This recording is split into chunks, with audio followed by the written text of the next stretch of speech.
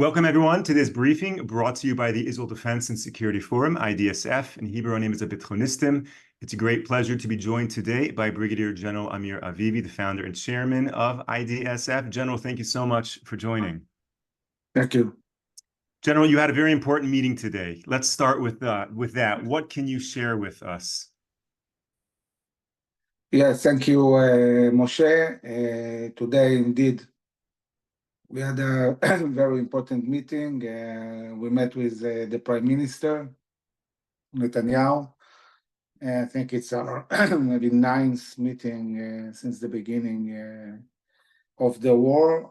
And I think this meeting comes in a very, very defining moment in this war, where we understand that we are, on one hand, on the verge of a decisive victory, on the other hand, in a danger of a devastating defeat. And this is something that completely depends on Rafah. We talked about it a lot. Rafah is the key for destroying Hamas as a governmental and military entity, for bringing back our hostages. It's the key to destroy all the battalion of Hamas, and it's also the key to close the Egyptian border and prevent any buildup of future capabilities inside Gaza. Everything depends on Rafah. And I think that when we face a reality where the administration, and now the president itself with his own voice, says we are threatening Israel not to send aid, weapons, munitions, if Israel goes into Rafah. Basically, the administration is putting Israel in a real existential threat. I think this is unprecedented in history, that the American administration actually endangers existentially the state of Israel. I don't know really how much they understand the repercussions of what they're doing. Why is this an existential threat? Because it's obvious that if we don't go into Rafah, this means Hamas will be able to build themselves from scratch. We assess that in 3, 4, 5 months, Hamas will be able to rebuild itself completely. They have a potential of 100,000 militants that can be equipped. Iran is planning to send them huge amount of capabilities to build up back their forces. In a few months, we can find ourselves in a reality where Hamas goes back to the same power it had on the 6th of October. And it means that everything we did, all this war, all this sacrifice, all these soldiers that died, will be for nothing.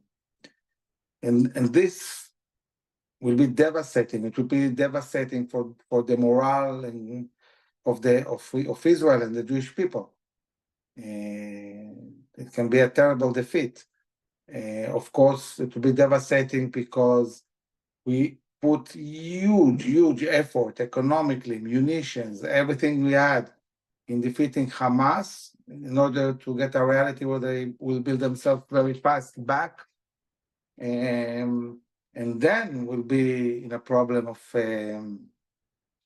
weapons and munitions and so on. It will be devastating because the message to Iran, to Lebanon, to the militias in Syria, in Iraq, Houthis, is that America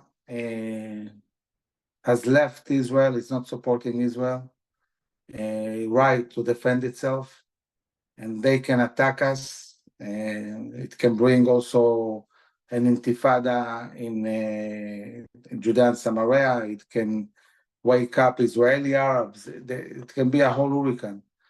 And what I'm describing here is not something that is far-fetched. This is reality. Everything I'm saying is something that actually might happen. So when we talked to the Prime Minister, it was very, very clear that Israel cannot accept these threats. Israel has to go into Rafah and destroy Hamas and bring the hostages and close the border and destroy all the army of Hamas inside Rafah. Now the question was, how do we do it? How fast? How much time? In what ways? I won't get into the discussion we had, but I must say that one of the biggest challenges the Prime Minister has, it's not just that the fact that he has to stand strong and say to the US administration, we're not going to lose this war, we're going into Rafah, whatever are the consequences. The problem is that we have politicians also in the cabinet who tend to think that we are the 51st star in the American flag and forget that we are a sovereign country that has its own interest. And therefore, they have a huge difficulty to do something against the administration's will. And this, I would say, psychological difficulty is endangering Israel a lot. If we would have seen all our cabinets united, saying crystal clear to the administration, we are not going to lose, we are going to Rafah, the probability is that the administration would have stepped back and said, okay, we understand that Israelis are all aligned, and therefore we are not really going the right direction. But when some of our politicians actually embrace what the administration is saying, this is terrible. And the administration, at the end of the day, the interest is very simple. They want to win elections. They think that the way to win elections, I'm not sure they're right. I think personally that they are wrong in their assessment, but they think that the way to win elections is quiet everything, stop the war, get a long ceasefire, not going to Rafah, do a ceasefire with Hamas, and then do a ceasefire with Hezbollah, and then do a peace agreement with Saudi Arabia, and sounds like kumbaya, great, everybody will be in peace. But it's not really the reality. The reality is that if we do a ceasefire, this will give Hamas a chance to build a huge army. Then everything we did was for nothing, and this doesn't make sense. And also, what do we do with the 80,000 Israeli displaced citizens in the north if Hezbollah maybe stops shooting, but they are still in South Lebanon? They're not going anywhere. And why would they? If they think that Israel is not enjoying anymore the US support. And also, what are Ukrainians thinking, Saudis thinking, Taiwan thinking when they see the administration behaving like that to its closest ally, willing to sacrifice us for elections? I think that in this case, seriously, I'm never, ever involved in American politics. But I think that every single Jew in the US must stand and say, this is a red line. You don't threat Israel with not sending munitions in the middle of an existential war. You don't tell Israel how to manage the war when this is our war. It's our lives at stake. And I think that if the administration won't hear all of the Jews uniting, as we should in Israel as well, and sending a clear message that this is a red line, And unfortunately, we might see these policies continuing. Now, I personally think that if Israel does the right thing, say to the world and to the administration, no, we are defending ourselves when we are going to Rafah. When we'll go and win the war, the pressure will go down, it won't go up.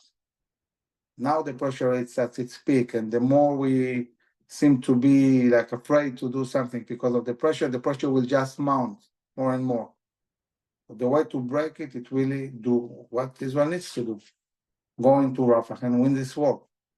And of course, after Rafah, concentrate on the north, do what's needed to do to secure our border. We have only one choice, win decisively. There is no other choice for Israel. We have to win decisively. I don't think we had such a defining moment maybe for thousands of years. And I think that if every Jew and every Israeli would understand how critical this moment is, millions will go out and shout, we want victory.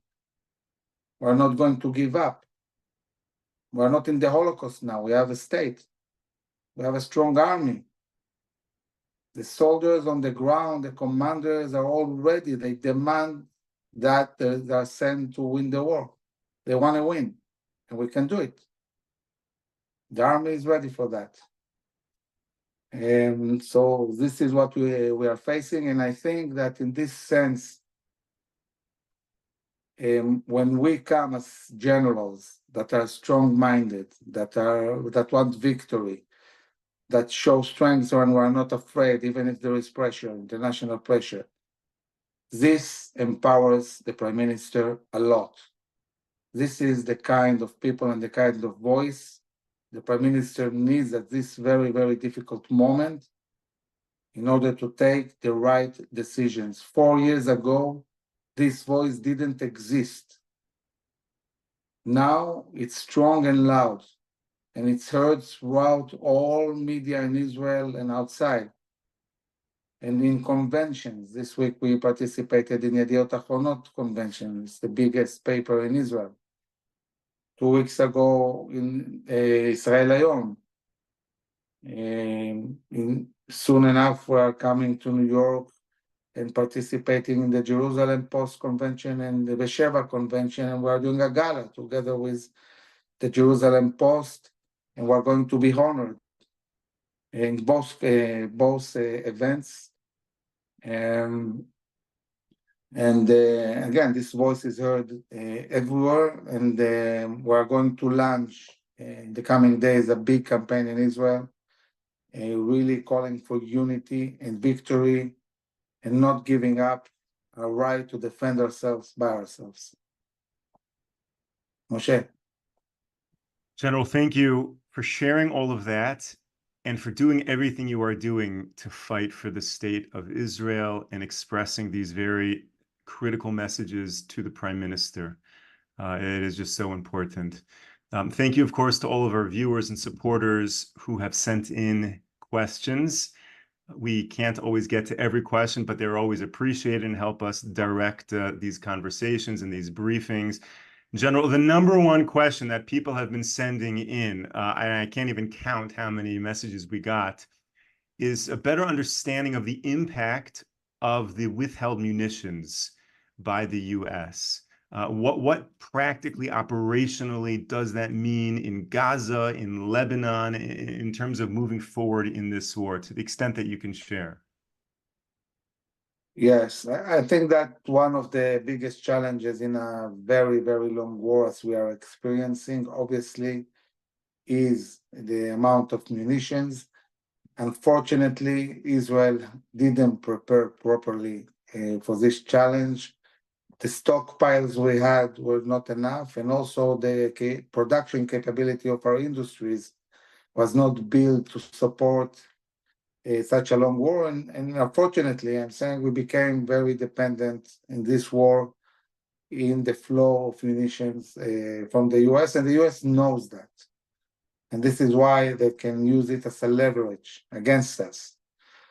At the moment, Israel has all the munition it needs to destroy Hamas in Gaza. We have the munitions we need for a war in Lebanon. But again, this is always a challenge. We need those munitions. Without them, it will affect how strongly we can operate, especially in the north, and also getting ready for a possible challenge with Iran. So basically, what the administration is doing now, it's playing with our lives. And why? For elections. And I'm saying anybody in the States who endangers Israel is not going to be elected.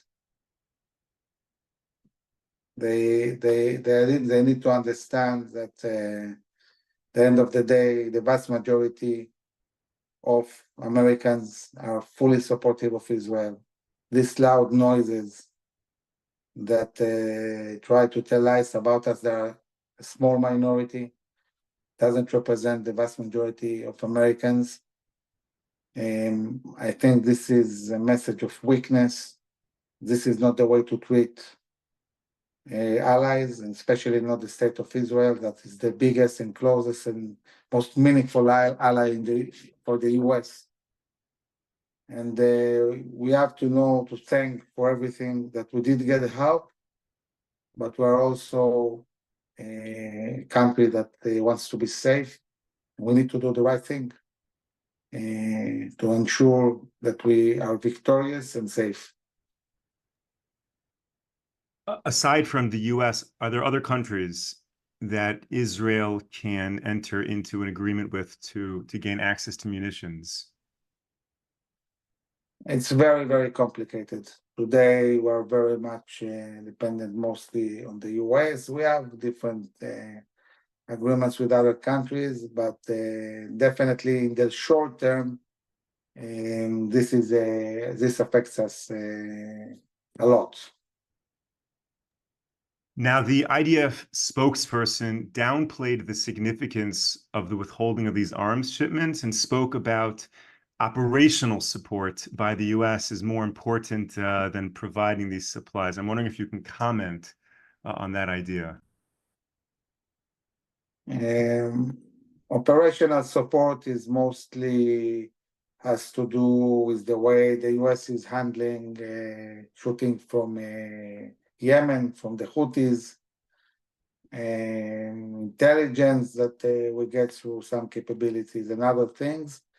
It's true that the issue of munitions is not extremely urgent, but if it continues like a month or two, and the administration gets tougher on these issues, then of course it will impact Israel, and it will be a huge problem. And I think that if this continues, Israel will have to reconsider all the relations and how much we can rely on the US. I think that anyway, looking at what's happening now, the need for Israel to be able to defend itself by really relying on our own industries and our own capabilities, it's something that is very, very evident.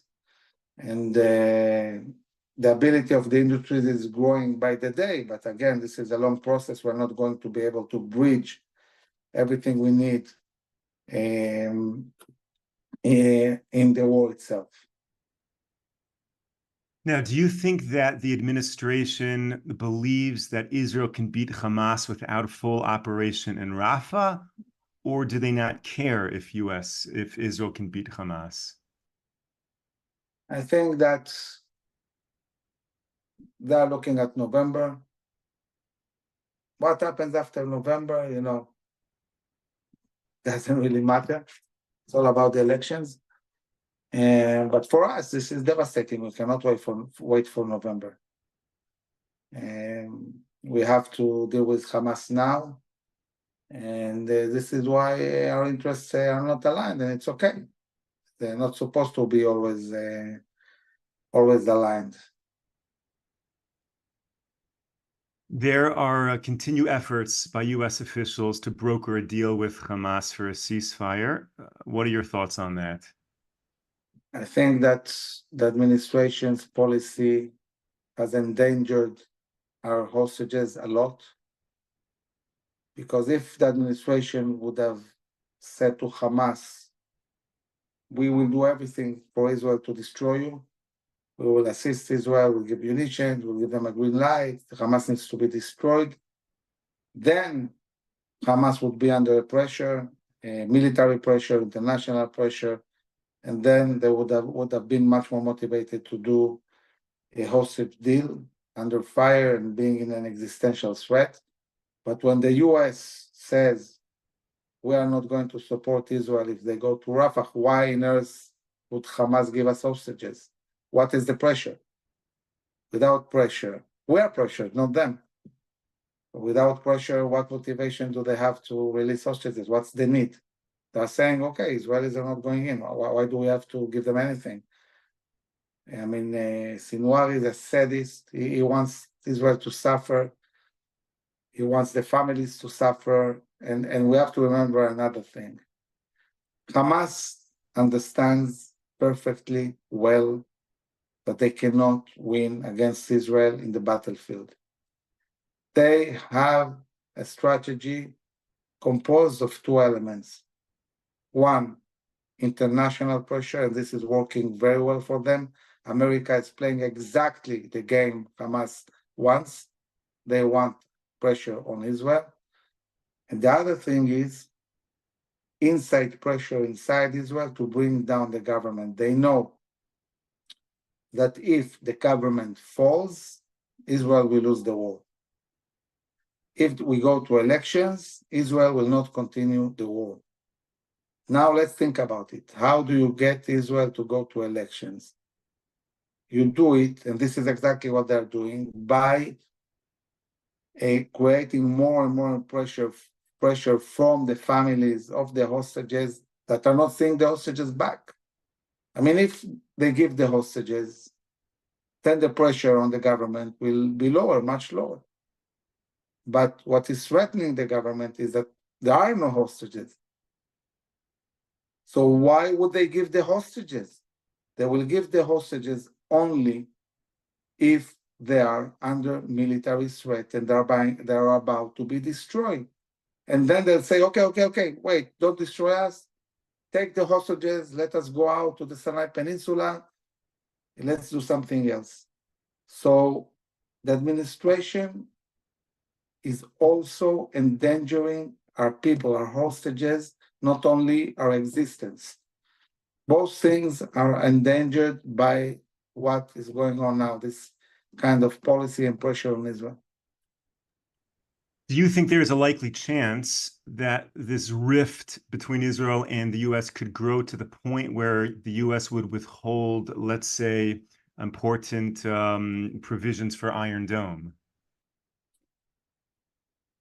It can be also not defending us in the UN Security Council. It can be sanctions. It can be many things. We don't know. But my assessment is, again, that if we unite, if we stand strong, if we do a decisive attack on Rafah and win, the pressure will go down. It will not go up. Now we are at the peak of pressure trying to avoid this attack. But once we do attack, then the administration will have to assess again their policies. I think there will be a lot of pressure on them to assist Israel from Congress, from Senate, from the Jewish communities. And I think it's really a very big responsibility of all Jews. It doesn't matter if they vote Republicans or Democrats, to really, really pressure the administration, to write letters to congressmen and senators, to publish letters in newspapers and social media, everything that needs to be done to send a clear message. This is a red line. This is not something that any Jew can agree to. So for all of our viewers right now, the general has issued a direct order. We have our obligations to do all that we can to get that message out. General, we're almost out of time. Let's see how many more questions we can fit in. The UN General Assembly is making a determination about the status of the Palestinian Authority. What are your thoughts on the timing of this right now? Well, I'm not worried about the General Assembly because they have no real power. And they always pass decisions against Israel. I am worried about what might happen in the UN Security Council. I'm worried about the fact that although moving the citizens out of Rafah is a non-issue, it's not something complicated. 400,000 people already left. 100,000 people left in one day. It's not complicated.